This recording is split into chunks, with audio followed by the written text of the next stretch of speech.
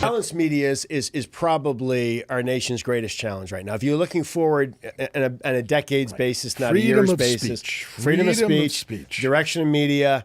Thankfully, the hurdles to new media outlets have been lowered by social media, right?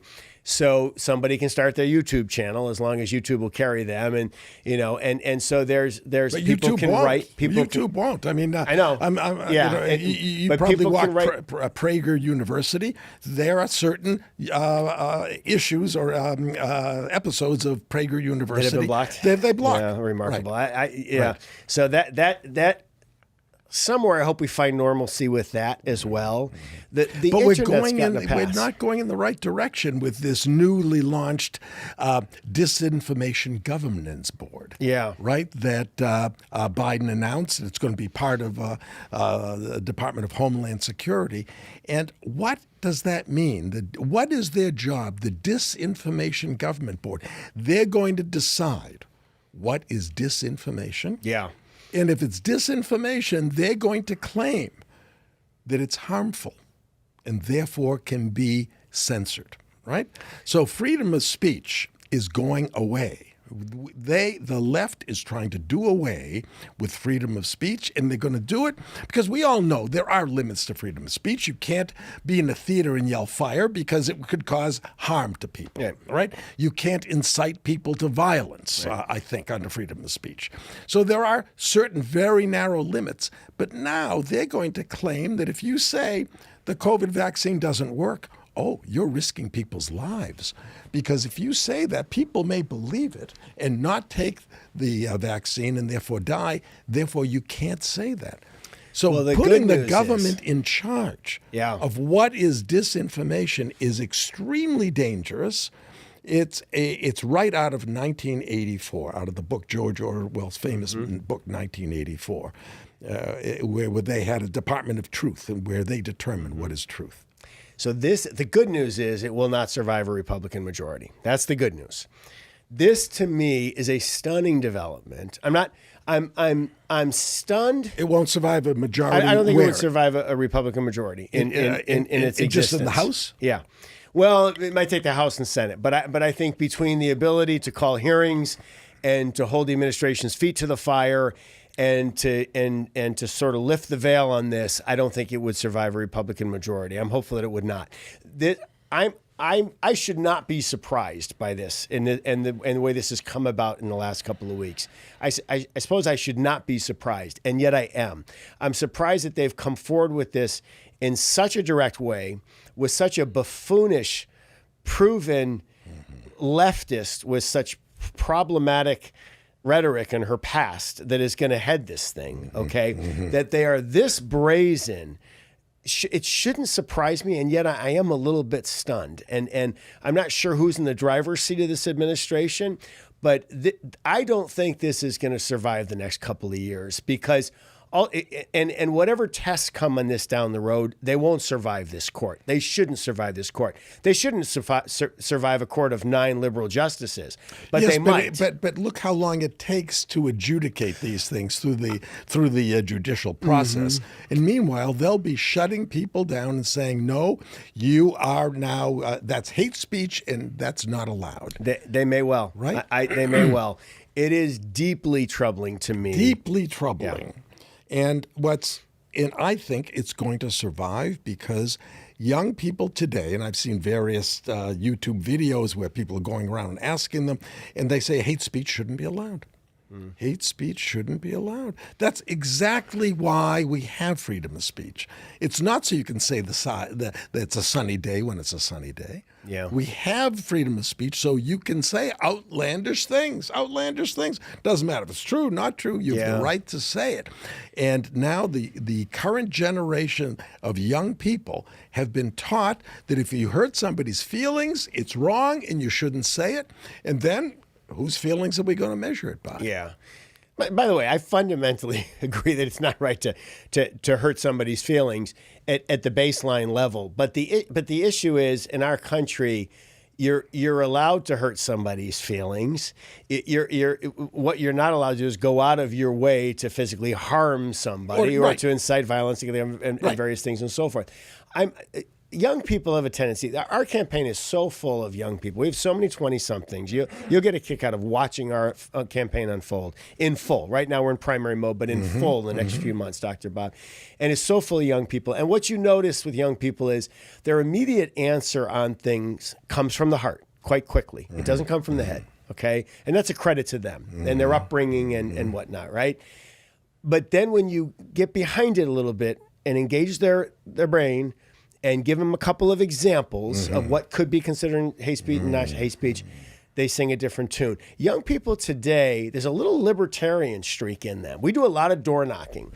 And when you door knock, you talk to a lot of high school kids. They step out on the porch. We tell our team we never cross the threshold, right? So you're invited in an 80-year-old woman's house for a glass of cold water. We just don't touch, we don't cross the threshold, period, right? So high schoolers are step out, take a little break from their homework and talk to people. And what you'll find when you talk to them is they got a little bit of libertarian streak in them. They don't want a lot of government as long as they understand what government is, right?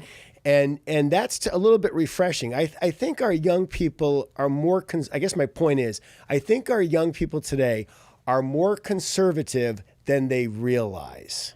Well, there hope. is hope. There's an hope. organization run by Charlie Kirk. I don't know if you know Turning Point USA. Sure. That is making great inroads in high schools and college campuses. Yeah. I just hope it's not too late. And I'm a big supporter of Charlie. Well, I believe, and this is, I don't know how many years this is going to take. And we have a few of the Turning Point kids out of San Diego State. They're part of our campaign. We have an amazing, she runs Turning Point for the San Diego chapter, San Diego State chapter now. She was one of our community liaisons in Encinitas, Chiara. She's fantastic. I mean, so they have been kind of enlightened a little bit, and Charlie's doing great work. I think someday young people on college campuses are going to realize that following this hard left ideology blindly on college campuses is the exact opposite of what college kids historically do, which is to reject authority a little bit, question authority a little bit, push back. I don't know how it's going to happen exactly, but republicanism and conservatism and libertarian leanings, we're going to make it sexy. At some point, for lack of a better way to put it, I'm putting it that way, right? And well, I remember Charlie kids, talked to an audience. I was there, and he says, "You are now the radicals." That's it. Right. That's a better way to put it. Absolutely, better way to put it. Yeah, right. Yeah, and that could be a little bit refreshing. And how long it takes to get there, but we've gone to an extreme on college campuses too. You hear about kids who want to write a paper, on something, and they don't write it because they're afraid of a grade. They risk speaking up in class. They risk the teacher's wrath, or behind the scenes, are they going to get a B on a paper than they would have gotten an A on otherwise? And that's just flat wrong. And you don't know how much of that is going on, but you hear quite a few stories from both students and parents. Troubling. Yep. If we lose freedom of speech, we've lost America. Absolutely. Right. It is the single thing. There are two speech things. is an expression of thought, and if they're going to control your speech, they're controlling your thought. That's what's going to happen. Right. Next. It's if that entity were allowed to stand and remain in existence in the DOJ, one administration to the next, the definition of hate speech or unacceptable speech, whatever it looks like, whatever you define it as, disinformation is going to change from administration to administration naturally. Yep. It's just impractical. It's wrong. It's wrong for our country. I believe it will be challenged in court. What the case will look like, I don't know. But it's disconcerting to me that we have an administration that thought that this is going to be broadly acceptable to our country. Right. That's what concerns me the most. Right. That's right. That they thought, and they still think that it's going to be accepted. Well, your comment that Congress, it won't stand, and I'm going to take issue with that. I remember when Lois Lerner, this was under Obama, she was head of the IRS. Sure. And the IRS became weaponized by Obama and wasn't giving 501c3 status, that's charitable status, to any right-wing any conservative organization. It was just sitting on the paperwork. And I remember Darrell Issa, your colleague, future colleague, your friend. Appreciate the confidence. Yeah, sure. Grilling her. And she was cool as can be. And he asked tough questions, and she either refused to answer them or was evasive. And I talked to Darrell. He came back to his district, and he's a friend of mine, or over dinner. I said, Darrell, I was so frustrated watching you do that, trying to get to the facts. You were clearly, it was embarrassing to her, but she didn't care. She didn't act embarrassed. She doesn't care. Yeah. And I said, Daryl, could you suspend her? Could you cut her pay until she answers? No. Right. Could you get her fired? No. So I'm really concerned that Congress, and God willing, you'll win and you'll try to do things, but Congress doesn't have a lot of Has power. limitations. Right? Yeah. You can hold hearings. Yeah.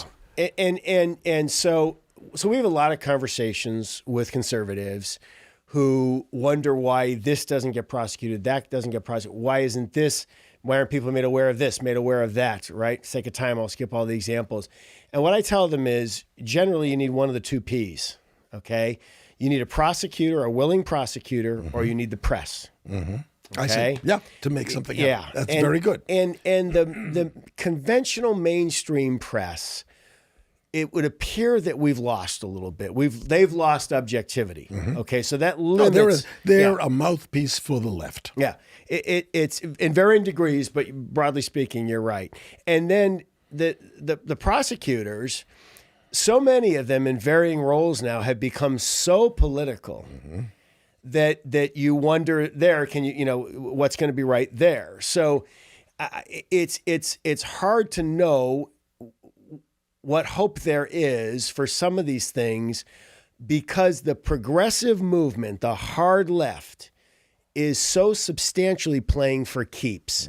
They want to fundamentally change the country. I remember Obama saying that. They are on offense, Dr. Bob. And so the tactics, what is right, what is fundamentally wrong, all of that I think is cast aside. And I do believe the Obama administration is the first administration in my lifetime that I have seen use the levers of power so blatantly political. Yes. Okay. Yes. And it was the gun scandal. It was the IRS scandals. I mean, these were things where the levers of power were used very politically. And it's going on in California. We have people who will not donate because they have some connection of business to the state, and it's been made clear to them by various agencies of the state. Oh, I didn't know this. This is something new. Yes. That if you donate to my opponent, you're not I can tell you some remarkable stories about what documented Republican donors, people who've developed that reputation, what they have heard from people with power in the state apparatus. And it's particularly problematic in healthcare because of the Affordable Care Act and Obamacare, so much now of the healthcare in California is part of the exchange network, which California is running like you and I ran businesses, right? To grow and all of this, right? It's not enough to, they're looking to develop market share. So they're very, very ambitious about it.